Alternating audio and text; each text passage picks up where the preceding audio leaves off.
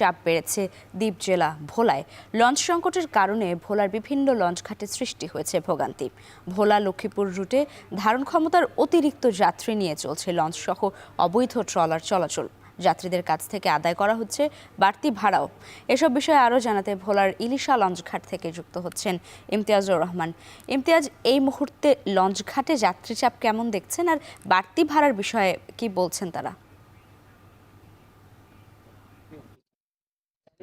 লাইবা রাত পোহালেই পবিত্র ঈদুল ফিতর। এই ঈদকে কেন্দ্র করে কিন্তু দ্বীপ জেলা ভোলার প্রতিটি ঘাট, প্রায় ১৫টি ঘাটে কিন্তু লঞ্চ যোগে কিন্তু যাত্রীদের উপচে পড়া ভিড় কিন্তু লক্ষ্য করা গেছে। গতকাল প্রায় থেকে এখন পর্যন্ত প্রতিটি সময় যেন ঘাটে ব্যস্ততা বেড়ে যাচ্ছে। কিছুক্ষণ আগেও এই ঘাট থেকে ঘাটে একটি লঞ্চ কিন্তু লক্ষ্মীপুরের মজুতুরির ঘাট থেকে এসে যাত্রীদের নামিয়ে দিয়ে আবার পুনরায় চলে গেছে, কারণ ওপার থেকে তারা যাত্রী নিয়ে আবার আসবে।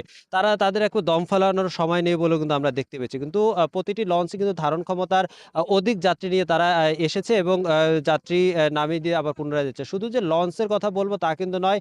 এই রুটে ভোলা থেকে লক্ষ্মীপুর রুটে বিশেষ করে স্পিড বোট এবং যেই কাঠের ট্রলার বা স্টিলের যে সকল ট্রলার রয়েছে অবৈধ এই নিষেধাজ্ঞাকালীন সময়ে এই ট্রলারগুলো কিন্তু অতিরিক্ত ধারণ ক্ষমতার অধিক যাত্রী নিয়ে কিন্তু তারা পারাপার হচ্ছে বলে কিন্তু আমরা দেখতে পেয়েছি। এছাড়াও যাত্রীদের সাথে কথা বলেছেন, যাত্রীরা জানিয়েছেন যে গতকাল থেকে কিন্তু তারা একরকম দুর্ভোগের মধ্যে পড়েছেন। বিশেষ করে ঢাকা সহ দেশের বিভিন্ন জেলা থেকে নির্বিঘ্নে ভোলার লক্ষ্মীপুর হয়ে কিন্তু ভোলার ইলিশা ঘাটে আসলেও কিন্তু এখান থেকে প্রায় ট্রান্সপোর্ট সমস্যার কারণে সিএনজি বাস গাড়ি ইত্যাদি না থাকার কারণে কিন্তু তারা অতিরিক্ত ভাড়া দিয়ে কিন্তু দ্বীপ জেলা ভোলার বিভিন্ন এলাকা যেতে হচ্ছে বলে কিন্তু তারা জানিয়েছে। এক্ষেত্রে জেলা প্রশাসন বিআইডব্লিউটিএ তেমন কোনো পদক্ষেপ গ্রহণ করেনি বলে না করার কারণেও কিন্তু অনেকটা আক্ষেপ প্রকাশ করেছে কিন্তু যাত্রীরা।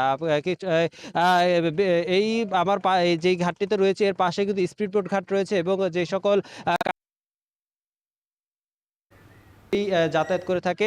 এতে করে প্রায় প্রতিদিন কিন্তু এই ঈদ মৌসুমে উপচে পড়া ভিড় কিন্তু এই ঘাটগুলোতে লক্ষ্য করা গেছে। আর এছাড়াও যে বিআইডব্লিউটি এর সাথে কথা বলেছিলাম, তিনি জানিয়েছে যে গতকালের তুলনায় আজকে যাত্রীর সংখ্যা কিছুটা কম থাকলেও কিন্তু তাদের ব্যাপক প্রস্তুতি রয়েছে বলেও কিন্তু বিআইডব্লিউটি এর পক্ষ থেকে জানানো হয়েছে। অপরদিকে লঞ্চ কর্তৃপক্ষ জানিয়েছেন যে এই সময়টাতে যাত্রীদের বরাবরই উপচে পড়া ভিড় থাকে, তাদের এই ভিড় সামলানোর জন্য অতিরিক্ত লঞ্চ সার্ভিস চালুর ব্যবস্থাও কিন্তু তিনি জানিয়েছে।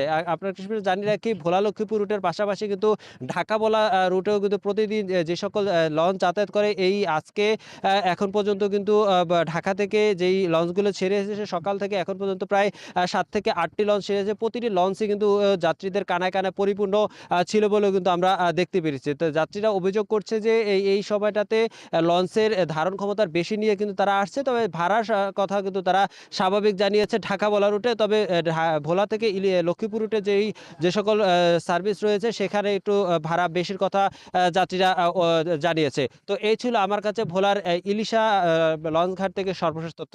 লাইবা নৌপথে ঈদযাত্রার খবর জানাতে ভোলার ইলিশা লঞ্চঘাট থেকে যুক্ত ছিলেন ইমতিয়াজুর রহমান।